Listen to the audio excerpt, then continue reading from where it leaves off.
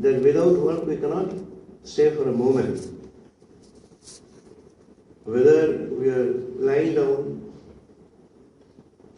and thinking something, that is also work. Whether we are eating, that is also work. Whether we are talking or gossiping, that is also work.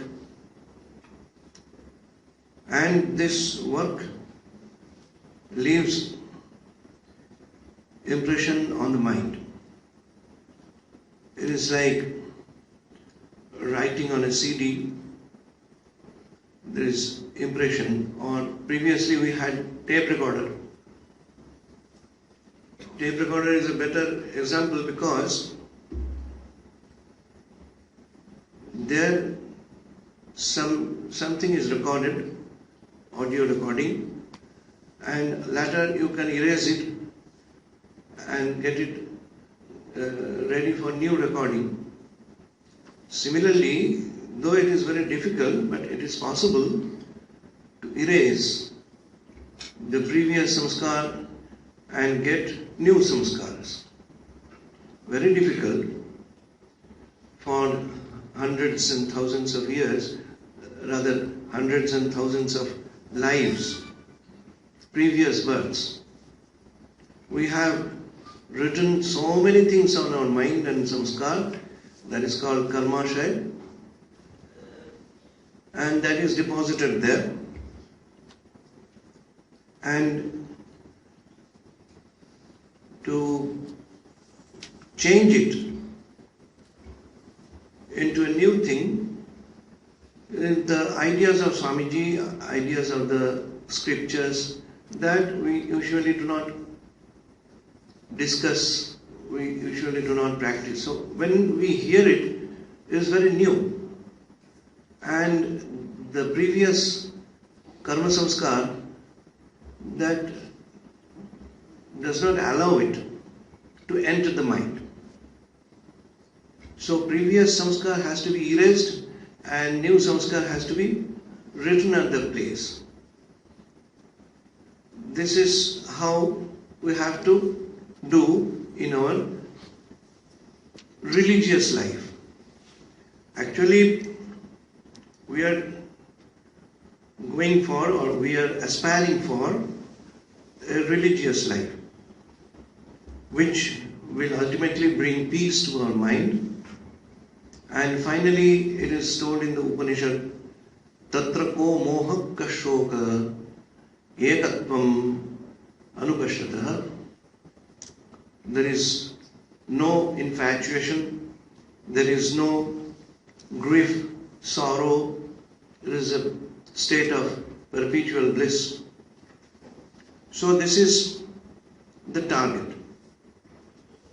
Now how to do it? The best example is Srimad Bhagavad Gita, where Arjuna is standing in the battlefield and Sri Krishna is advising, giving him the Upadesha. And the battlefield is symbolic of our own battlefields in our day-to-day life. We are also in the battlefield. So he says, Sri Krishna says, that yoga karmasu kaushalam. Yoga means connection with God, communion with God, that is yoga. Whether it is through jnana, then it will be called jnana yoga. If it is through bhakti, then bhakti yoga. If it is through karma, then karma yoga. If it is through meditation and Raja Yoga, then it will be called Raja Yoga, Dhyana Yoga.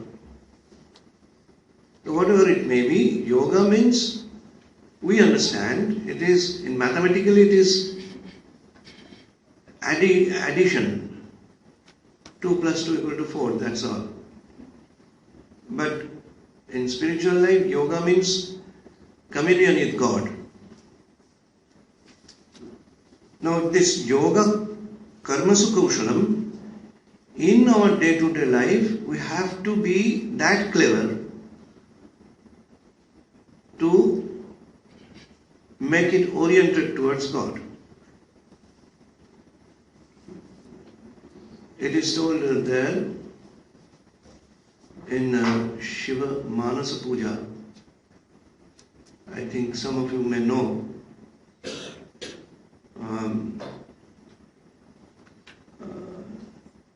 whatever I am doing, Nidra Samadhi Sthitihi, and then my taking food is offering to God, my walking is Pradakshina, Mandira, temple Pradakshina, my talking is to utter mantra, because Panchashat, 50 vowels in Sanskrit, 50 vowels are 50 vowels and consonant, 50 letters in an alphabet. That are all different names of God. So whatever I tell, is God only, the names of God only. So whatever I do, that is God oriented. This is the teaching. Now, this was told to Arjuna, but before that, if you are acquainted with Gita, then you will find first chapter is Arjuna Vishada Yoga. That is Vishada, that is grief, that is dissatisfaction with this world and disappointment, and all these things are coming. So this becomes helpful for Arjuna to pray to Sri Krishna, Shishyasteham Shadiman Tvam Prapannam, that I am your Shishya, disciple, so you please teach me. So Vishada Yoga is the first step of our progress towards God. If we are always very happy with this merriment and with this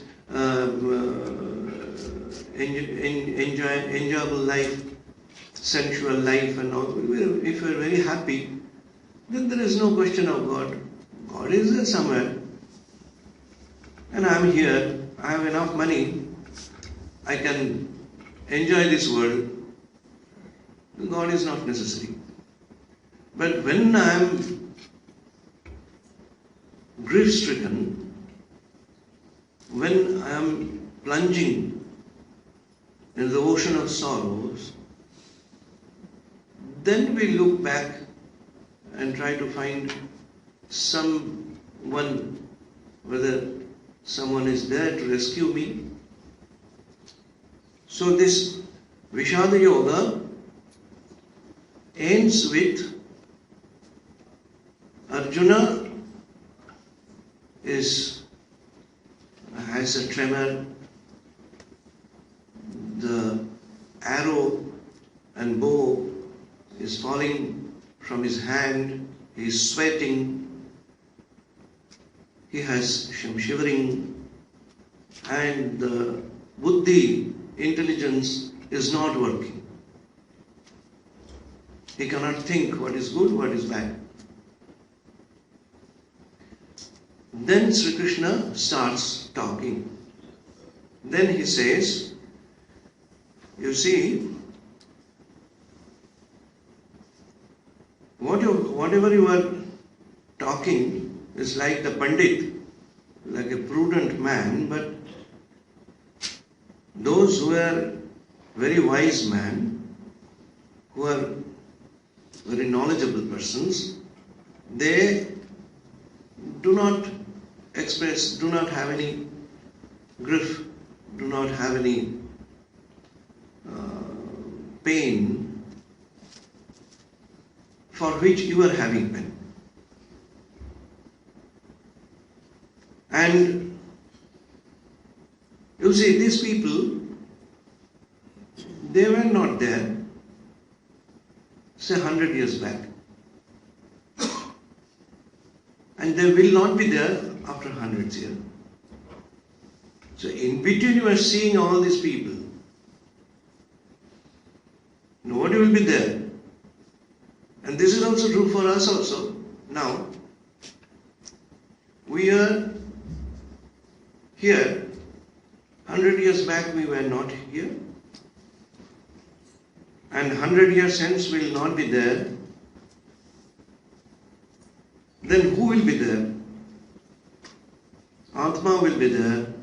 And he starts telling the highest truths of Vedanta. Najayate mriyadeva kadachit nayam bhutva bhavitavana bhuyah, etc. Then Veda vinashinam nityam ya enam ajama vayam katham sapurusha parthakam ghatayati hantikam. Then avyaktadini bhutani vyaktamadhyani bharata avyaktanidhananyeva tatraka paridevana dehi nityam avadhoyam dehe sarvasva bharata tasmat sarvani bhutani natvam shochitum arhashi. Like that, he starts telling the highest truth of Vedanta. But this is a postulation. Atma is immutable, the soul is indestructible, the soul is infinite, the soul does not have any birth, the soul does not have any death, the soul is unchangeable. All these postulations. Now this postulation remains a postulation unless we realize it. From 3rd chapter onward, Sri Krishna starts telling how to realize these postulations. And there he says, in the 2nd chapter itself he says, Uddharet atmanatmanam natmanam avasadayet. You have to rescue yourself. And nobody will come to rescue. You have to do your own work. If you expect somebody will come and rescue, it will not be done. Uddharet atmanatmanam natmanam avasadayet. So, there should not be any depression in your mind which restricts you from work in the right direction. So, this Uddharet atmanatmanam, so for this I have to be on the track, and I have to be always moving forward. Now how to move forward? And previously he says, Dehi nityam avadhoyam dehe sarvasya bharata ittadi. All these things he says. That means the highest knowledge. If somebody has this realization of knowledge, najayate mriyadeva kadachit, etc., the highest postulation, then it's all right. Then he does not have to do anything. But if we do not have the realization of the highest knowledge, then we have to work step by step, slowly, to prepare ourselves, to qualify ourselves, to absorb that knowledge and to finally realize in our Atma, in the heart,